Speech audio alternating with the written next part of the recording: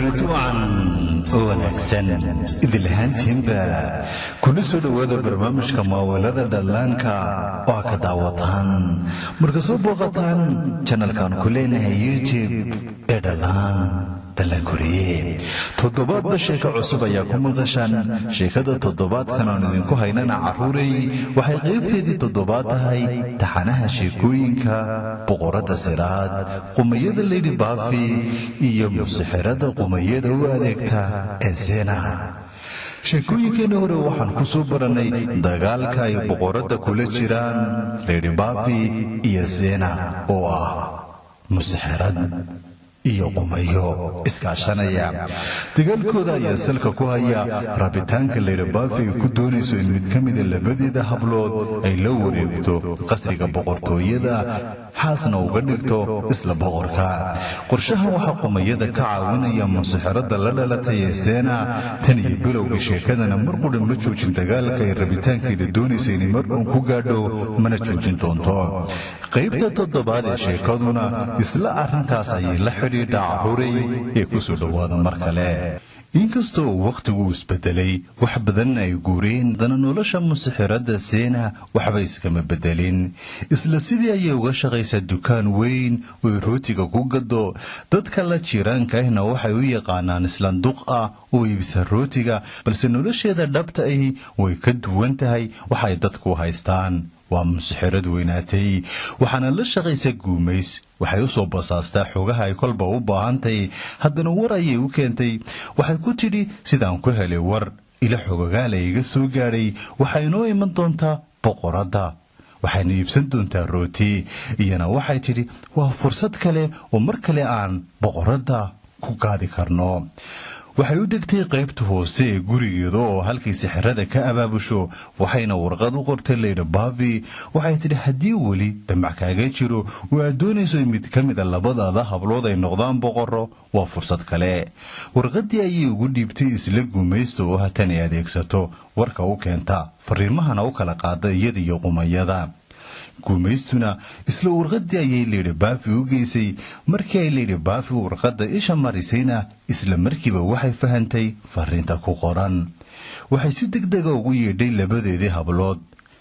iyada oo midba magacyadeeda ugu yeedhaysa waxayna la wadaagtay fariinta u timi iyadoo talahaana u weydiisay halkay la tahay inay ku xidhaan boqorada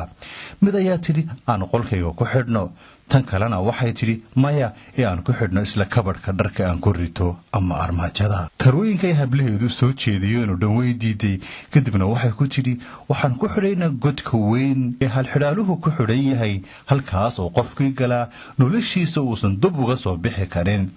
labada hablood ayaa ka naxay dhagarta daran ee hooyadood u maleegayso boqorada waxayna ku yidhaahdeen haddii ay sidaas dhacdo weligeed nolosheeda ma soo laaban doonto iyana waxay ku tidhi yaysan xataa weligeed soo noqon sidaan doonayno ayaa sidaas ah waxay mar kale kaga jawaabtay warqadii ay u soo dirtay qumayada Xena warqad kale waxayna u sheegtay inay shirqoolka diyaar u tahay guumaystii ayaana mar labaad warqadii qaaday oo Xena u geysay waxa la gaaray aroortii loo ballamay boqorada oo labada saaxiib ay leedahay waa labada jiir wadata ayaa isla dukaankayga rootiga qumayadu ku iibsan jirtay ku soo kalaaday waxayna iyadii saaxiibadeedba ku faraxsan yihiin macmacaan iyo rooti ay aroorta hore ka gadan doonaan isla dukaankan lagu iibiyo rootiga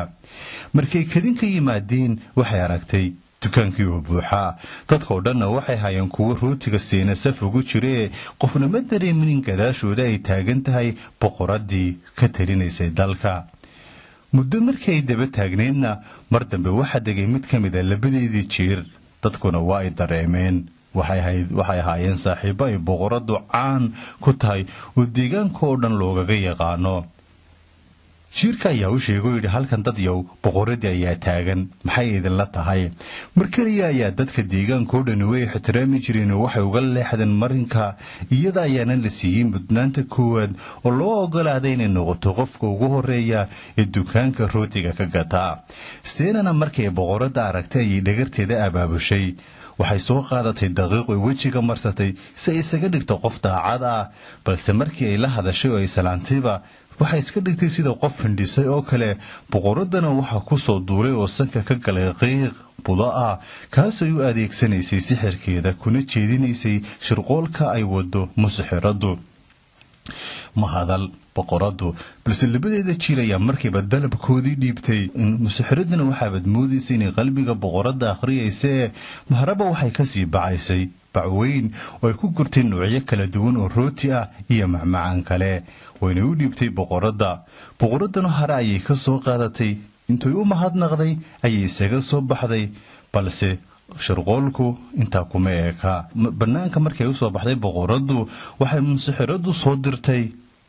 gumaysta waxay ku tidhi waa inaad daftaa mid ka mida labada jiir ee la saaxiibka tahay muddo ayay soo dabaduulaysay gumaystu iyadoo daba socota meel dhexe markii ay maraysana waxay la duushay oo ay la haaday mid ka mida labadeeda saaxiib isna waa u qayliyey caawiya igarida intii rootigii tuurtay ayay carartay si ay u caawiso iyada oo qaylinaysa balse gumaystu marba marka ka dambaysa ayay cirka ula sii duulaysay iyadoo xataa daruuraha la dulmartay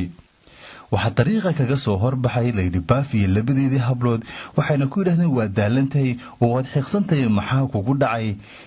iyana waxay uga warantay waxa ku dhacay balse Lady Buffy ayaa ku tiri gumaysta annaga ayaa aragnay waxayna ula sii duulaysay jiirka dhinaca godka weyn ee aan laga soo laaban qaab qowsaynka ah waana meel khatar badan hana tegin ayaan kugula talin lahaa iyadoo nasteex isaga dhigaysa labadeeda hablood oo ku jeesjeesaya boqorada ayaa ku yidhi godkaas waxa ku xidhan hal xidhaalo weyn dadka sidaadoo kale caqli daranna weligood kama soo bixi karaan ee aadin boqorada ayaa ku tiri miyaa aragteen waanu aragnay markaasi tii kalena ku tiri godkaas ayay ku xidhantay waana meel khatara Lady Buffy oo iska dhigaysa naxariis balse doonaysa inay cadho ku kiciso boqorada ayaa tiri waxaan kugula talin lahaa boqoradaydii inaanad godka weliga aadin boqorada ayaa xanaaqday waxay ku tiri sooma hubtaan inuu halkaa la aaday aniga ayaa tegaya iyaga laftigooduna waa sida ay doonayeen oo waxay rabeen inay ku cariyaan waxaana ahayd qayb ka mid shirqoolka ay boqorada u dhigayeen qosol ayay isku dareen boqoradu waxay soo gaadhay iridka godka laga soo galo oo ah laba geedo weyn waxaana ku xidhan hal xidhaalihii ugu horreeyey waa xadhig la guntay 6 jeer oo isku maran waxayna isku dayeen in marka ugu horreysa ay xadhiga furaan iyadoo saaxiibkeeda jiirka ah kaashanaysa ayay midba dhanka ka yimi xadhigii waxayna baadheen halka uu isaga xidhan yahay ee gutunta u horreysa ee xadhigu ay ka xidhantay waxayna markiiba xalliyeen hal xidhaalihii ugu horreeyey hare ayay u sii socdeen waxay isla goob kale aan ka fogeen geedka ugu tageen buug ay yeelaan kaadhadh la kala jeediyey kuwaas oo tilmaami kara halka uu ka xigo godka ay tahay inay galaan waase haddii ay xallin karto oo ay kaadhadhka si fiican isula beegan karto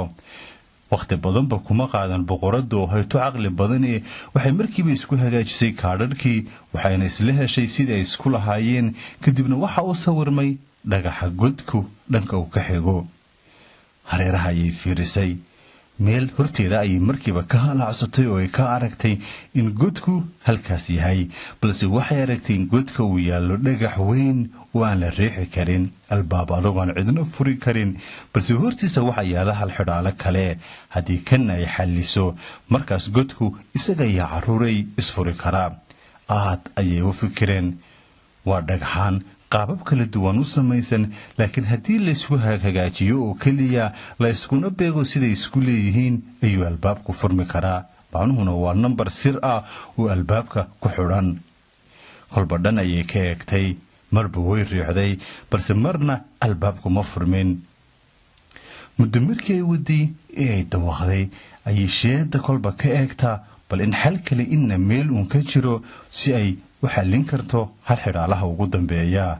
waxaa isheedu ku dhacday caleen meel ka ifaysa maskaxda ayay maashay waxay tidhi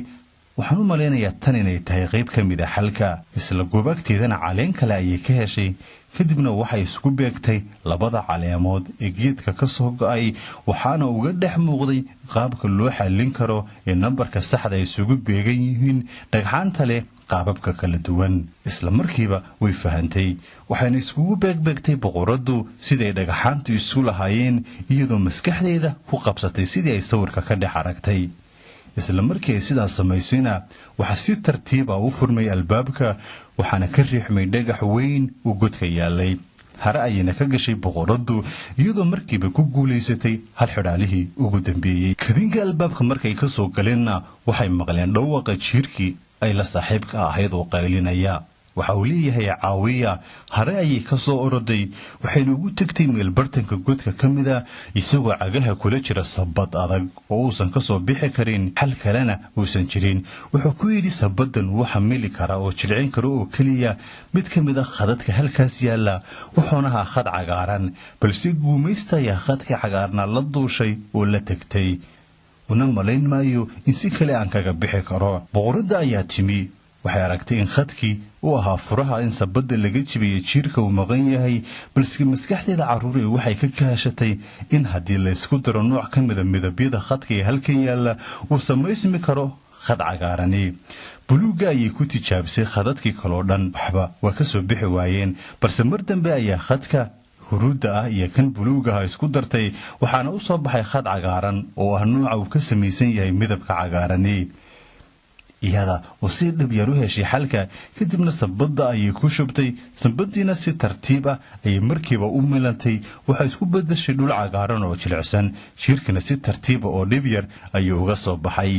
boqoraduna aad ayay ugu faraxday labada saaxiibna way ku farxeen si aan dhibaato badan lahayna iyada oo maskaxdeeda adeegsanaysa waxay boqoradu ku xalisay hal xidhaalo kasta oo la hor keenay guumaysta oo shirqoolka qayb ka ahayd ayaa arkaysay waxayna warkii xumaa la wadaagtay lady Buffy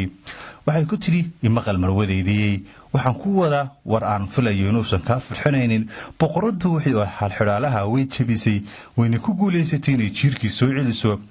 mid ka mid ah labadeeda hablood ayaa markiiba oohin bilowday tii kalena way xanaaqday markaasii hooyadeed ku tiri waxaan u maleynayaa waxa ka caqli badan boqorada waxa tay to garaadaran lady Buffy waxay tiri wax dhici kara maaha intay ku soo jeesatay labadeeda hablood iyadoo cadhaysanaya ku tiri waa runtiin aniga boqorada ayaa iga caqli badan balse idinka waxa idin dhaama oo idinka caqli badan labada jiir ay boqoradu leedahay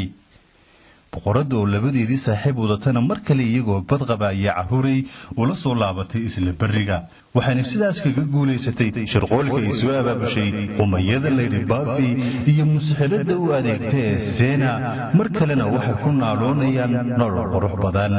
balse caruuray shirqoolada ay abaabuli doonto qumayada lady Buffy iyo musixirada ay adeegsatay Xena intaas kuma dhammaan doonaan dagaalkuna halkaas isuma taagi doono intii waqtiyada soo socda mar kale ku kulmayno taxanaha sideedaad ee sheekadan waxaan idinkaga tegayaa nabadgelyo waqtigu ha idin wacnaado